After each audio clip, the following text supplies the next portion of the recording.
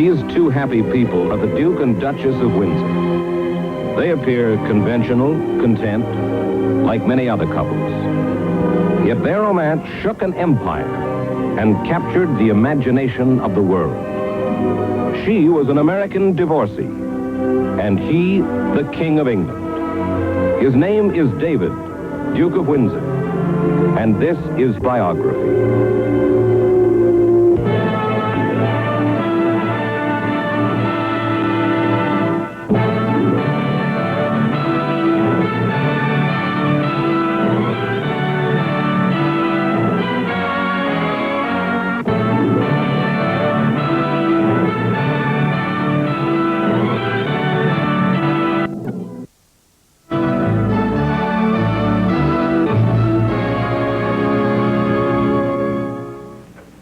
I'm Mike Wallace, and this is Biography. Our story, the Duke of Windsor. He was born to become king of the British Empire. So said English law, English tradition, the English people. Yet the Duke of Windsor defied them all. Like a hero in some impossibly romantic operetta, he shattered the plan, renounced his claim to empire, and went into virtual exile with the woman he loved. The press called it the love story of the century. For 11 months, the crown of England was worn by Edward VIII, known now as the Duke of Windsor. As king, he was a figurehead who appeared in the proper costume at the proper time. His life was formal, impersonal, protected. Even in crowds, he was a lonely king, surrounded by a wall of ritual and protocol. Tradition had ruled his days not only as a king and young prince, but even as a child.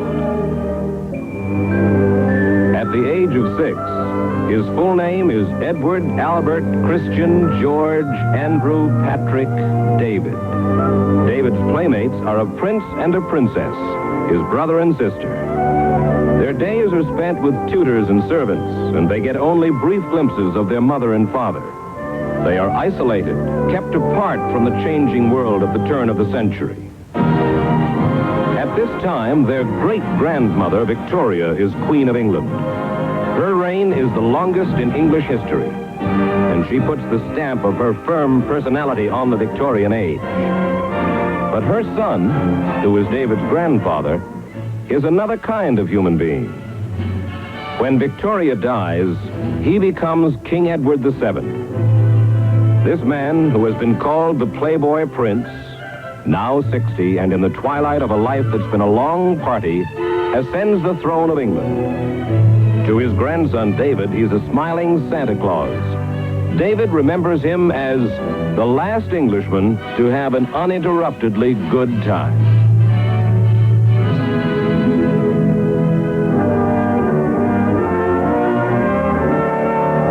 Edward's reign is brief, only 9 years.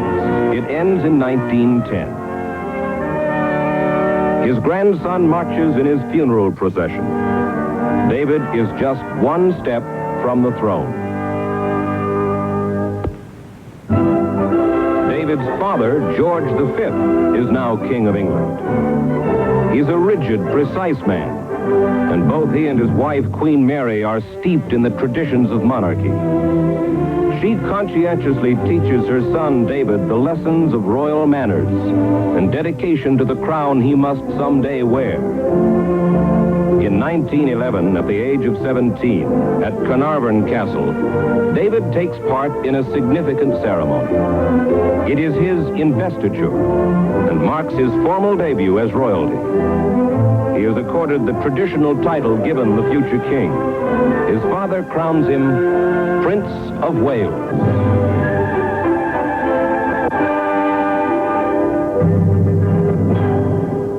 For the next few years, he patiently participates in a long round of official duties.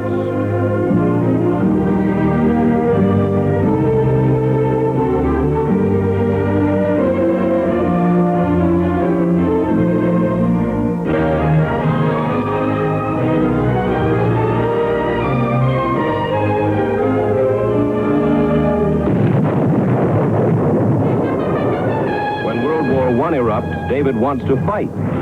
but he is forced to be a spectator by royal edict. The front lines are out of bounds to a prince who will someday be king. His father keeps him busy with inconsequential duties. Occasionally, he comes close to the front, but always far from real danger. David can only observe from a distance, and he complains, "Oh, to be fighting and not sitting back here doing so little compared to those who are giving their lives. Oh, not to be a prince." November 11th, 1918. The armistice. The war to end all wars is over. David must now take the traditional tour aboard a Royal Navy cruiser. Required education for a prince. He visits every British possession and many countries in between to see and be seen. His role is that of goodwill ambassador. He must impress the crown subjects and be impressed by the size and power of the empire.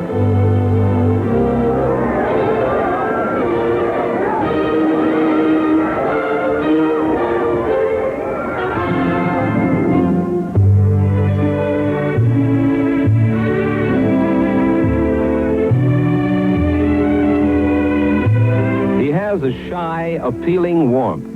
He's a popular prince. He attends a rodeo, gets a chance to let down the bars, to break away momentarily from his role as official visitor.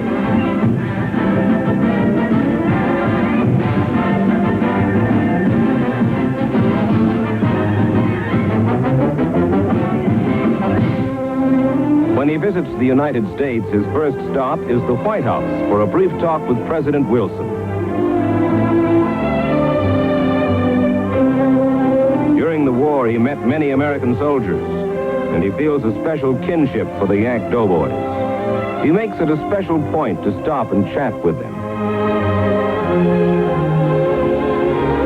Britain's popular prince is popular in America, too, which has always had a soft spot in its heart for royalty.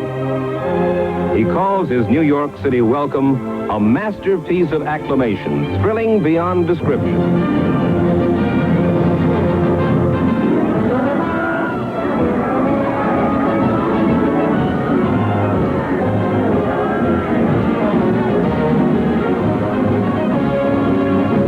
His days are planned to the minute with typical American efficiency. A brief ceremony, a speech, then on to the next stop. At West Point, the superintendent of cadets, General Douglas MacArthur, is his host. And then still more touring, more receptions, more meetings. He is the victim of his own popularity. There is so much handshaking that he eventually sprains his wrist. Women vastly outnumber the men lining his route of march. Wherever he goes, the greeting is warm and friendly. The legend of Prince Charming is taking form. This girl danced with the prince and could hardly wait to talk about it. But he's so perfectly natural. Why, just seemed like dancing with anybody else, and he talked and didn't talk about anything particular and a little bit of everything, and it was just loads of fun, that's all. The Prince of Wales, a good dancer. Oh, I should say he is a good dancer. He's a perfectly wonderful dancer. I was so thrilled. But an official world tour has few real pleasures. The prince compares it to being caught in a revolving door. He calls himself a wayfarer, never getting to know any place well. He is spending the better part of 7 years touring the empire and the world.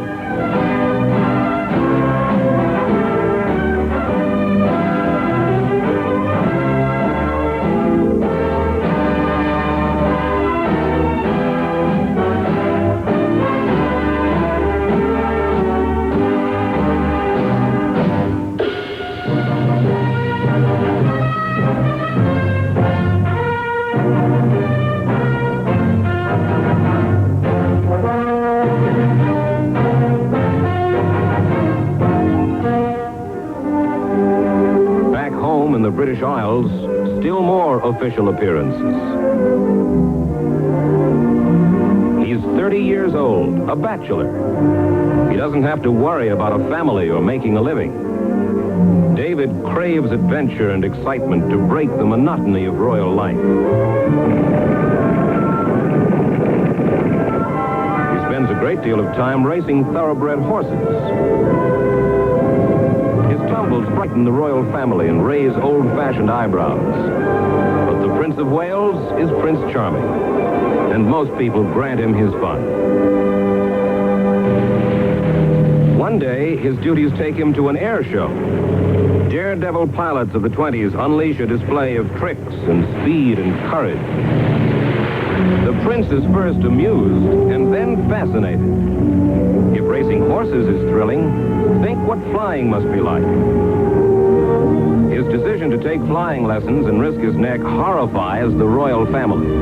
But to the English people, this Peck's bad boy quality makes him more likable, more human. He's the first royal prince to fly. His father, King George, is now aging. More and more, his son is called upon to fill in for the king at court functions. It is simply a matter of time before David will sit on the throne of England. As the world's most eligible bachelor, he is caught up in a whirl of social events. Weekend fox hunts are part of this life. And in the winter of 1931, while on a hunt, he meets an Englishman named Ernest Simpson and his American wife, Wallace. They become part of David's select circle of friends, and they join him on his round of nights spent in Mayfair, London's exclusive playground.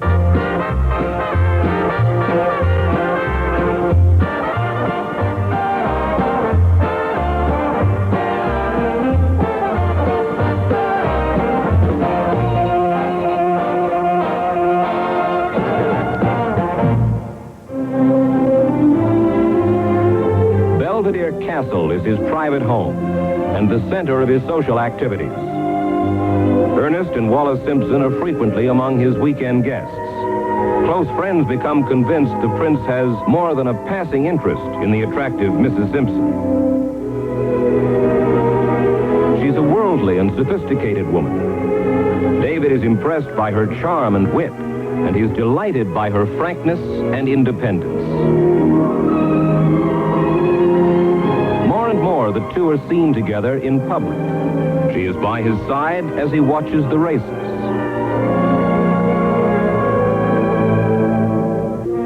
She joins him in a vacation on the continent. She has quietly separated from her husband. As the months go by, there can be no doubt that David and Wallace are in love.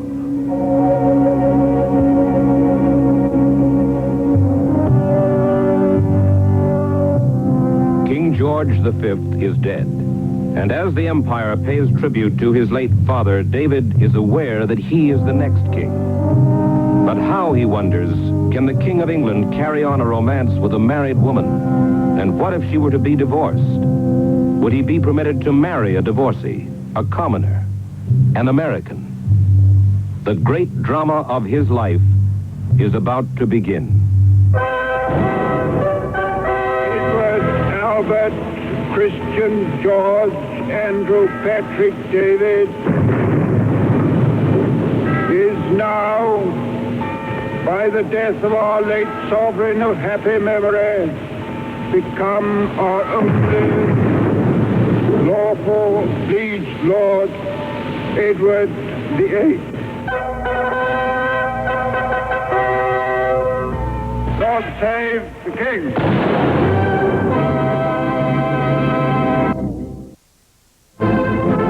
On January 20, 1936, David, Prince of Wales, takes the throne as King Edward VIII. Outwardly, he is calm, but his heart is heavy. He is involved in an impossible romance with a married woman.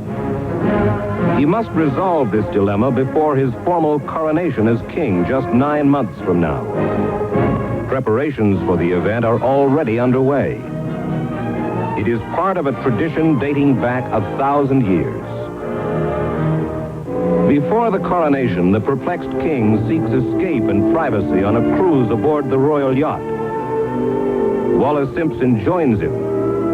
They make a momentous decision. No matter what, they will marry. On the waters of the Mediterranean, they try momentarily to forget that ahead of them looms a royal scandal.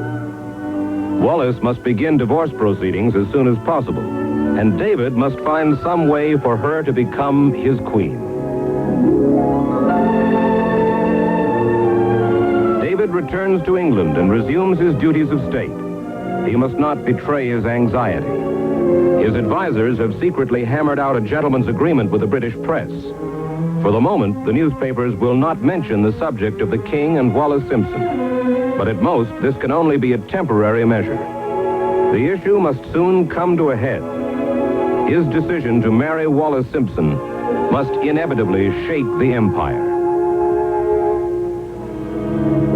Prime Minister Stanley Baldwin advances as the king's major antagonist, proclaiming, "The British people will not stand for this marriage." Winston Churchill will put his career in jeopardy by his outspoken defense of the king. The Archbishop of Canterbury will place the Church of England in the path of the marriage by declaring that the king seeks happiness in a manner inconsistent with Christian principles. David's brother Albert is next in line for the throne, but will take no part in the conflict. For Queen Mary, the question of this marriage poses the problem of choosing between royal tradition and the love of her son. By chance, a routine ceremony brings many of these figures together. But those watching cannot imagine the strange circumstances of this moment. With the king is Prime Minister Stanley Baldwin, the man who insists the marriage will topple the government. But David has told him a way must be found. Time is running out. The secret cannot be kept from the public much longer.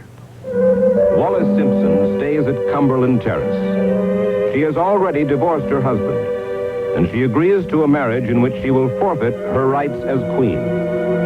But Baldwin says it won't do. Shortly after, in Wales, the embattled king inspects the living conditions of the miners during a tour. The area is ravaged by a depression. David is distressed by the desperate situation of the miners there, and he reportedly comments, "Something must be done." The remark is taken as a slur on the ability of Prime Minister Baldwin's government. No statement could have hurt the king more. Now Baldwin is furious. He is determined to force the issue. The gentleman's agreement is broken. Headlines stun the nation.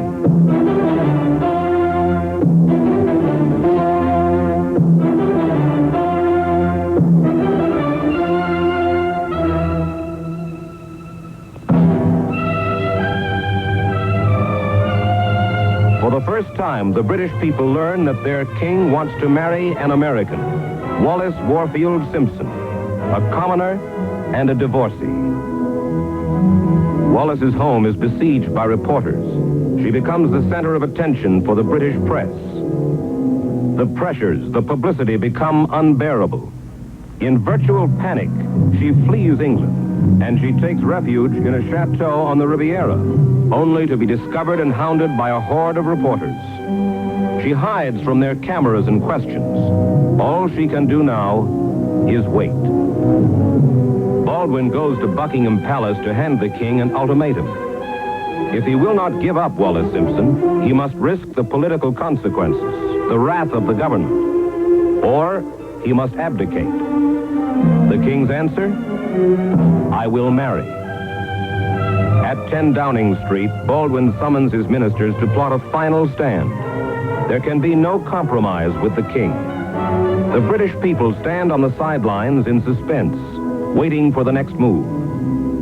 It is no longer a private love affair, but a public issue. If the king were to make a queen of someone who has been twice in a divorce case, undoubtedly there would be millions of people, both in England and in the Dominions, who would be greatly distressed at such a thing. The Baldwin government has forced an issue which cannot possibly be decided until next April.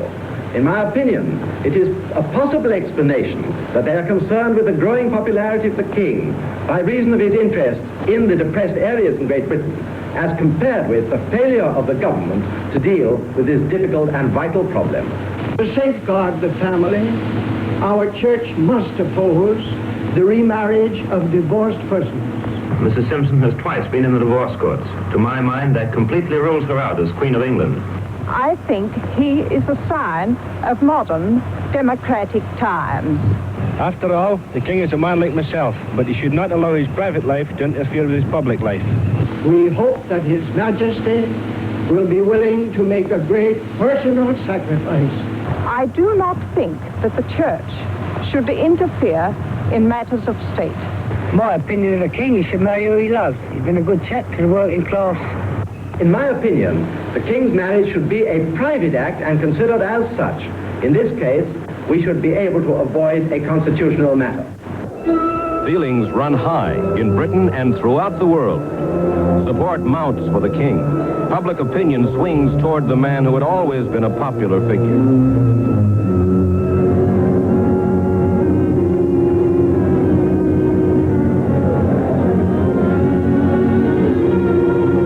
Mencken flippantly calls it the greatest story since the resurrection. The nation is on the verge of political crisis. In this moment, an empire is caught up in the battle between two men, one motivated by political considerations, the other by love of a woman. And between them, a country is being torn apart. David must act immediately. The final decision is made behind palace walls. David tells his mother he will abdicate. At 4 p.m. on December 10th, 1936, Stanley Baldwin goes to Parliament to announce the abdication. David's brother, Albert, will become England's new king. It is over now. David is no longer Edward VIII. He is simply the Duke of Windsor. This is his last night in England, and he wants to explain to his people. He will make a radio broadcast. His former subjects and the world will hear his reason for the abdication. A few hours ago, I discharged my last duty as king and emperor. But you must believe me when I tell you that I have found it impossible to carry the heavy burden of responsibility and to discharge my duties as king as I would wish to do without the help and support of the woman I love. And now we all have the new king. I wish him and you, his people, happiness and prosperity with all my heart. God bless you all. God save the king.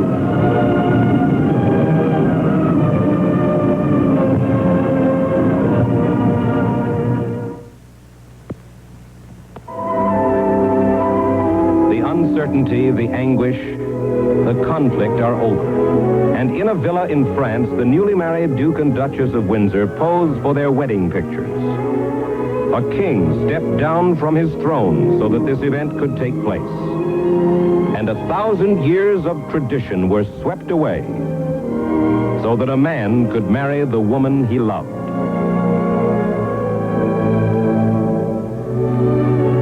The Duke and Duchess of Windsor spend the years of their marriage traveling to various parts of the world. They have homes in Europe and in the United States, and they divide most of their time between these two continents. Their life together seems to have a feeling of tranquility, and yet a sense of eternal movement. Their love story is complete. It's hard to imagine that these two figured in a romance that shook an empire. We see their picture now and then in magazines, well-groomed, aging, smiling at us rather sadly, almost as if to say, we didn't mean to cause such a commotion. It was, after all, a private matter. Mike Wallace for Biography.